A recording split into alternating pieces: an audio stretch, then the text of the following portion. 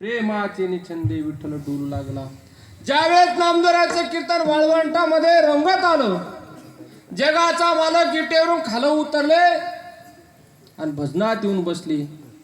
पण दम निघला नाही. जगाचा मालक नाचू लागले. बरं एवढे नाचू लागले, बेभान अवस्थेत नाचू लागले. नाचता नाचता देवाचा गळला पितांबर, स्वतःचा पितांबर गळाला हेही देवाला कळा नाही. त्या कीर्तनामध्ये बसलेले आमचे गोरोबा काका होते.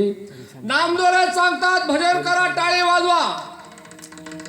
पण ज्या वेळेस भजन करत होते वारकरी टाळी वाजवत होते. गोरोबा काकाच्या डोळ्यातून गळ गळ गळ गळ अश्रू वाहू लागले. गोरोबा काका देवाला विनंती करतात, देवा असं माझं काय चुकलं हो की नामदेवाच्या कीर्तनामध्ये मला टाळी वाजवायला भेटत नाही. माझे हात तुटले देवा. जर मला या ठिकाणी जर हात असले असते नामदेवाच्या कीर्तनाने ही टाळी वाजवली असती. काय चमत्कार झाला. नामदेवाच्या कीर्तनामध्ये गोरोबा काकाला हात फुटले. विठाला कीर्तनामध्ये कर्मुकाचं साधन नाही माय बाप. कीर्तन कीर्तनाचा अंग कीर्तनाचा होय अंग हरिरूप. हे का नाही, संसाराच्या अंगी अवघीच वेसणी.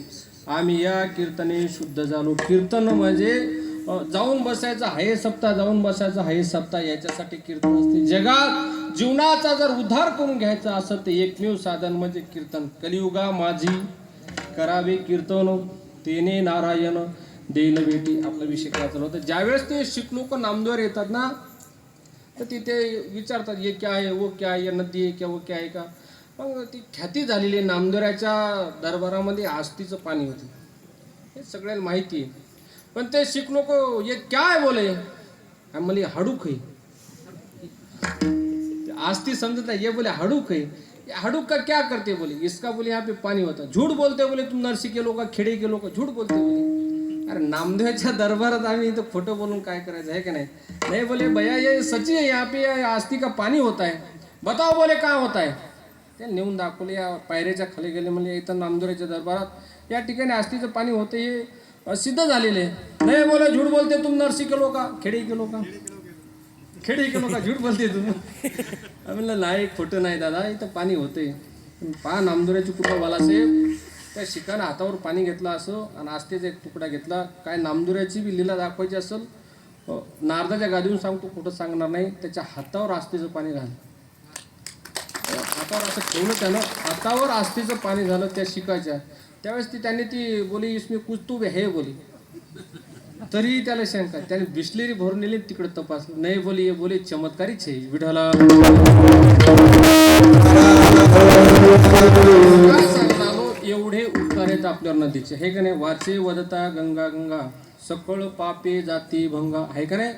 जर नाही स्नान करायचं, मुख नामदेवराज सांगतात फक्त मुखानं गंगा गंगा म्हणा तरी पाप धुतल्या जाते. पण ते पाप धुतल्या जाते, शरीराने केलेले पाप धुतले जाते. मनातले पाप तीर्थही घालवत नाही.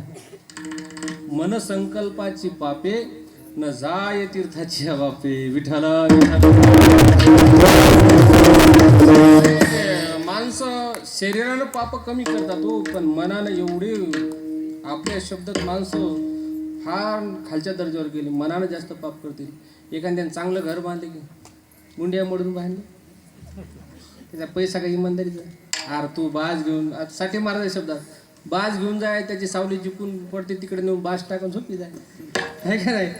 यानं बांधलं त्यानं बांधलं, पैसे का हरामायचे, तू काय करायचं. बांधलं त्यानं म्हणजे मानला बुरा क्या कुछ मत कहियो रे, भला बुरा क्या कुछ मत कहियो,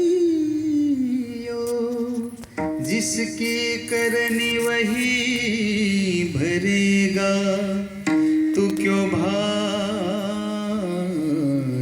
उदास निंदा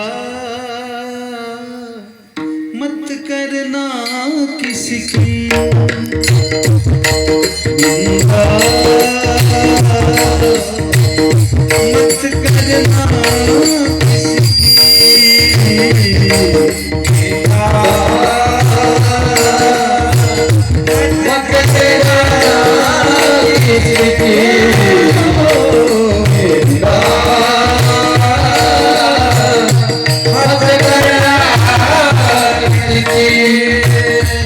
सच्ची बात है कबीर जी की सच्ची बात कबीर जी की निंदा मत करना किसी की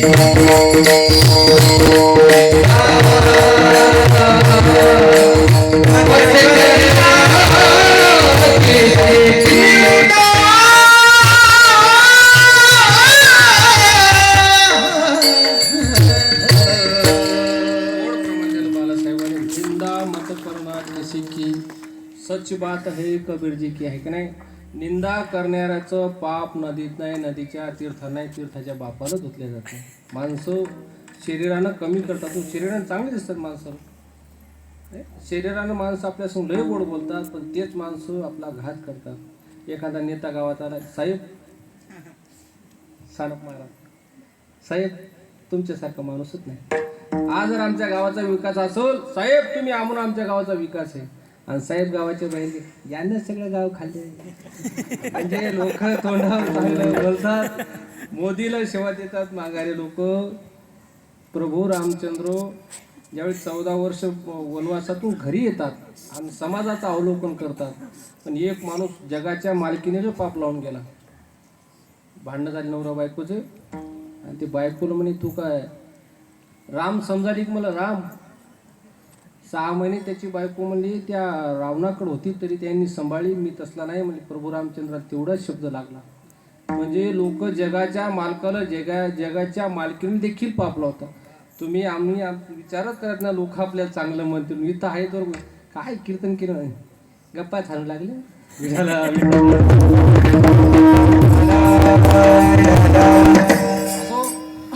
नदीचे देखील आपल्यावर उपकार आहेत, आणि शेवट सांगितलेले सज्जन हा. गायीचे देखील आपल्यावर उपकार, गावशहा गायीचे देखील आपल्यावर फार उपकार आहेत. 33 कोटी तिच्या हृदयात देव आहेत. आणि शेवट सांगितलं सज्जन हा.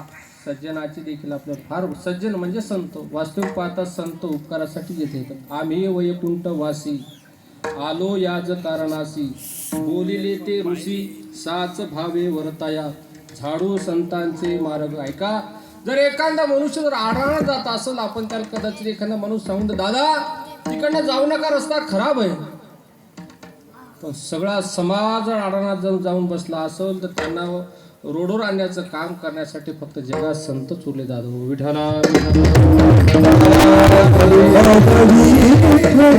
संतांचे एवढे उपकार आहेत आपल्यावर, केले उपकार सांगू मी काय, बाप न करी ऐसे माय. ऐका, तुकोबराज सांगतात आई वडील देखील आपल्यावर उपकार करत नाहीत, एवढे संतांचे उपकार. वास्तविक पाहता आईचे उपकार नाहीत अशातलं आपण म्हणू शकत नाही. कारण आई बाप केवळ काशी तेने न जावे तीर्थाशी. कुठं जायची गरज नाही, आई वडिलांची सेवा केली तर तुकोबराज सांगतात. वास्तविक पाहता आईचे एवढे उपकार आहेत आपल्यावर. सांगेल जर